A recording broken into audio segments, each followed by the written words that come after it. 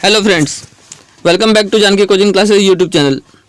मैं हूं आपका होस्ट और मेंटर आनंद राज और आज है 20 दिसंबर 2023। तो चलिए बिहार में एजुकेशन संबंधित क्या कुछ अपडेट्स आया है हम लोग एक एक करके देखते हैं। तब तक आप इस वीडियो को लाइक और शेयर कर दें और अगर आप हमारे चैनल पर नए हैं तो हमारे चैनल को सब्सक्राइब भी कर लें। तो चलिए बिना कोई देरी किए हम लोग डायरेक्ट समाचार की ओर चलते हैं। तो देख सकते हैं सबसे पहला जो समाचार है, आउटकम आधारित होगा पाठ्यक्रम। NITTR भोपाल के निर्देशन में नए शैक्षणिक सत्र के लिए सिलेबस तैयार। तो नए सत्र से पॉलिटेक्निक में सिविल के बच्चे पढ़ेंगे ग्रीन बिल्डिंग। तो ग्रीन बिल्डिंग है क्या? तो एक डिजाइन और निर्माण दृष्टिकोण है। इसका उद्देश्य इमारतों की दक्षता और स्थिरता को बढ़ाते हुए ऊर्जा दक्षता और पर्यावरणीय प्रभाव को कम करना है। इन घरों में कम कार्बन उत्सर्जन, कचरा उत्पादन में कटौती, कम पानी, बिजली और पर्यावरण अनुकूल सामग्रियों का इस्तेमाल किया जाता है। इसका इस्तेमाल गगनचुंबी इमारतों के निर्माण में ज़्यादा होता है। यहाँ ऊर्जा, पानी समेत अन्य संसाधनों का कुशल उपयोग किया जाता है। ऐसी बिल्डिंग में दिन में बिजली की ज़रूरत नहीं होगी, यानी हवादार और रोशनदान होता है। कम घनत्व में ज़्यादा आबादी वाले इलाके में ऐसे निर्माण से फ़ायदा होगा। इसके अलावा कोर्स में जो है छात्र जो है कोर्स से जुड़ा महसूस कर सकें, इसके लिए पाठ्यक्रम को स्टूडेंट फ्रेंडली बनाया गया है। पहले पाठ्यक्रम में विभिन्न टॉपिक और पढ़ाए जाने वाले घंटों का जिक्र होता था।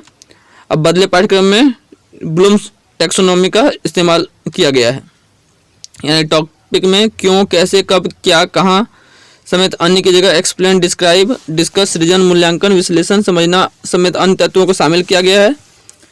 तो इस आधार पे होगा। और पहले क्या होता था, पहले घंटे का जिक्र होता था। पहले बताया जाता था कि हाँ इस टॉपिक को कितने देर और कितना क्लास जो है पढ़ाया जाना है। अब जो है इन सारे क्वेश्चंस को डील करके जितना जल्दी हो इसको कंप्लीट कर दिया जाएगा और हर टॉपिक का जो थ्योरी सेशन आउटकम और हर यूनिट का कोर्स आउटकम तय किया गया है। तो ये एक अच्छा स्टेप कहा जा सकता है एजुकेशन में जो है बेहतर बदलाव के लिए।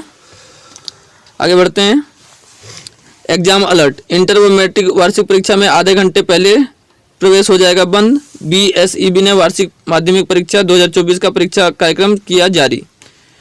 और इसी से संबंधित एक समाचार है कि जिनके प्रवेश पत्र में फोटो की त्रुटि वो भी परीक्षा में बैठ सकेंगे।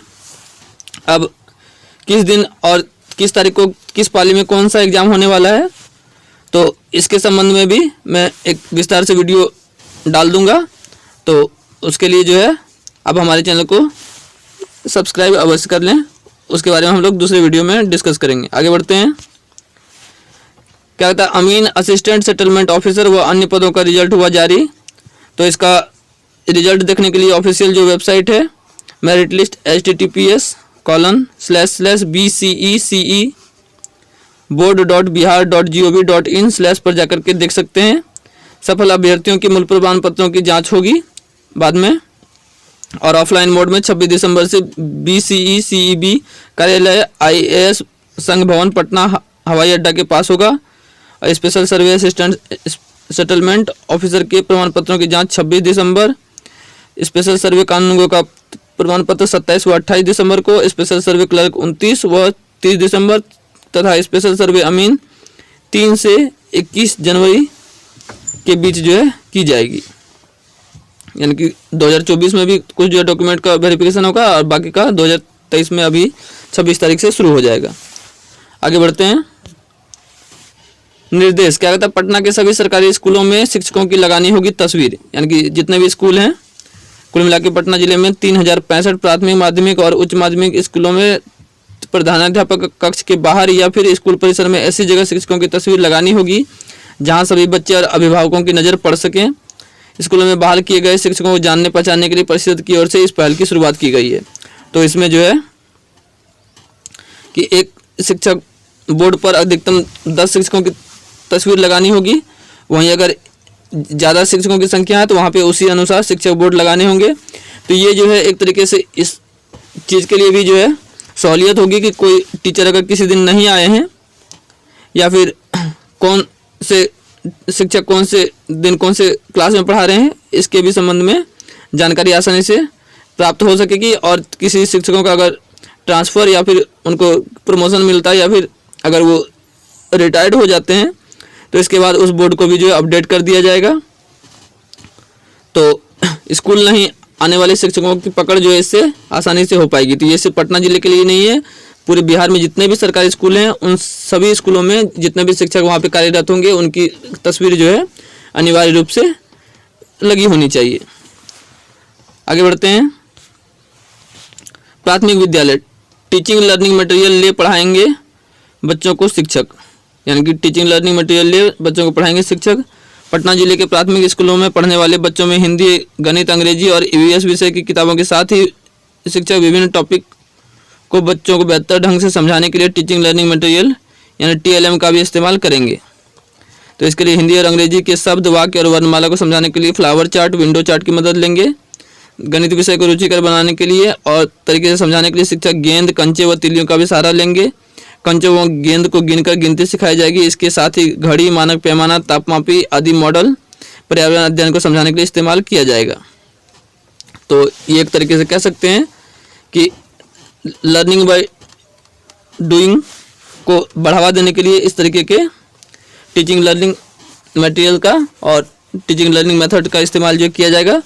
तो इससे अवश्य ही छात्रों में विषय के प्रति जागरूकता बढ़ेगी और वो जो है उसे और रुचि के साथ पढ़ने के लिए आगे आएंगे। अगले समाचार की ओर बढ़ते हैं।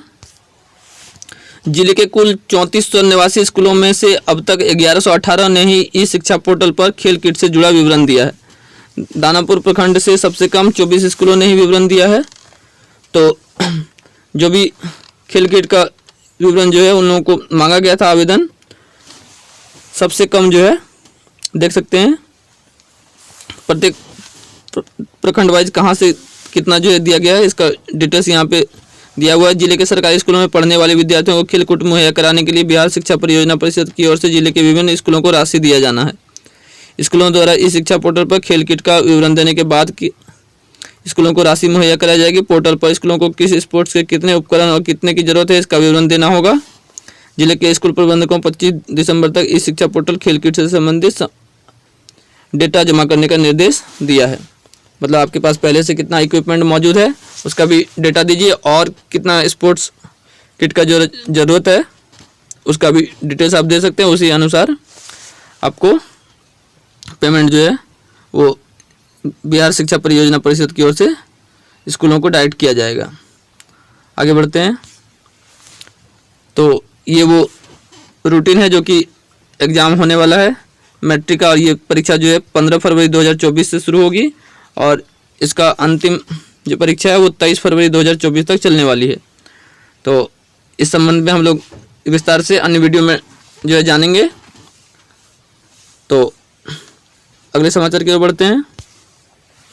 IIT सूरत से आए विद्यार्थियों से राज्यपाल ने कहा, IIT सूरत से आए विद्यार्थियों से राज्यपाल ने कहा विकास की ओर अग्रसर है बिहार।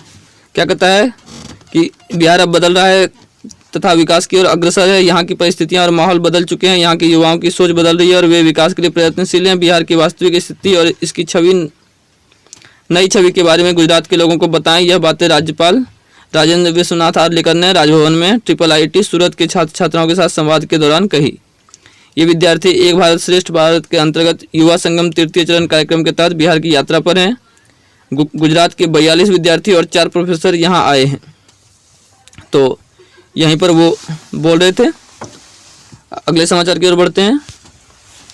दारोगा भर्ती परीक्षा के पेपर लीक होने की EOU में शिकायत। आर्थिक अपराध इकाई में दारोगा भर्ती परीक्षा में पेपर लीक होने की शिकायत की गई। दारोगा भर्ती परीक्षा की तैयारी कराने वाले रहमान ने पेपर लीक होने का आरोप लगाया है। रहमान ने कहा कि परीक्षा केंद्रों पर सुरक्षा के व्यापक इंतजाम किए गए थे। जैमर स्कैनिंग के साथ ही प्रत्येक पेज पर बारकोड था। इसके बाद भी पेपर शुरू होते ही लीक हो गया। सोशल मीडिया पर प्रश्न के साथ ही उत्तर भी प्रसारित हो रहा था। इसको लेकर उन्होंने EOU में शिकायत करके मामले की जांच करने की मांग की है। गौरतलब है कि रविवार को बिहार के 613 केंद्रों पर 1275 दारोगा पदों के लिए परीक्षा का आयोजन किया गया था। 6.60 लाख आवेदकों में से लगभग 5 लाख अभ्यर्थियों ने परीक्षा दिया था। मुख्यालय से मॉनिटरिंग हो रही थी। जांच में 9 अभ्यर्थियों को पकड़ा भी गया था। तो ये बहुत बड़ा स्टेप कहा जा सकता है। आगे बढ़ते हैं। शिक्षक नियुक्ति घोटाले में 6 के खिलाफ आरोप पत्र दायर।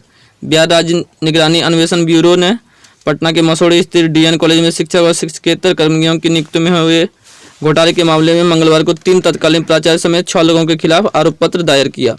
निगरानी ने यह आरोप पत्र विशेष न्यायाधीश मोहम्मद रुस्तम की अदालत में विभिन्न धाराओं में कॉलेज के तत्कालीन प्राचार्य दूधनाथ सिंह, रामप्रवेश सिंह और रूप बिहारी सिंह तथा शिक्षक प्रतिनिधि प्रोफेसर जयप्रकाश राय और प्रोफेसर वीरेंद्र कुमार एवं विश्वविद्यालय प्रतिनिधि दिनेश कुमार सिंह के खिलाफ दाखिल किया है। आरोप पत्र के अनुसार आरोपितों ने वर्ष 2005 से 2008 के बीच नियम विरुद्ध कॉलेज में कर्मियों की नियुक्ति की एवं लगभग 26 लाख रुपए का अवैध भुगतान किया। तो इसकी आगे जांच होगी। राजभवन का निर्देश, परीक्षा में OMR सीट का इस्तेमाल नहीं होगा। CBCS के तहत 4 वर्षीय स्नातक कोर्स का 3 से 8वें सेमेस्टर का पाठ्यक्रम जारी। तो बिहार के जितने भी विश्वविद्यालय हैं वहाँ पे 4 वर्षीय इंटीग्रेटेड जो कोर्स चलने वाला है उसका सिलेबस जो है जारी कर दिया गया है 3 से लेकर के 8वें सेमेस्टर तक का, और हर एक सेमेस्टर की उत्तर पुस्तिका के जरिए परीक्षा होगी। परीक्षा में OMR सीट का इस्तेमाल नहीं होगा और इनमें कुल 18 विषयों के लिए पाठ्यक्रम जारी हुआ है, जिनमें ग्रामीण अर्थशास्त्र, सहकारी प्रबंधन, अनुसंधान परिधि, सामाजिक विज्ञान, मानविकी, अनुसंधान पद्धति, अरबी, अर्थशास्त्र, वाणिज्य, लेखा व वित्त, भारतीय दर्शन शास्त्र, भौतिकी, संस्कृत व प्राणी शास्त्र, इतिहास, भूगोल, रसायन विज्ञान, बौद्ध अध्ययन, सांख्यिकी, वाणिज्य HRM, प्राचीन भारतीय इतिहास व पुरातत्व, संस्कृति, एशियाई अध्ययन शामिल हैं। आगे बढ़ते हैं। तो ये आज के कुछ मुख्य समाचार थे जो कि बिहार में शिक्षा जगत से जुड़े हुए थे। तो आई होप कि इस वीडियो से आपको बहुत सारी जानकारी मिली होगी। अगर ये वीडियो पसंद आया हो तो इस वीडियो को ज़्यादा से ज़्यादा लाइक करें, इसे शेयर करें, और अगर आप हमारे चैनल पर नए हैं तो हमारे चैनल को सब्सक्राइब भी कर लें। तो मिलते हैं बहुत जल्द अगली वीडियो में, तब तक के लिए अपना ख्याल रखिए। Thank you.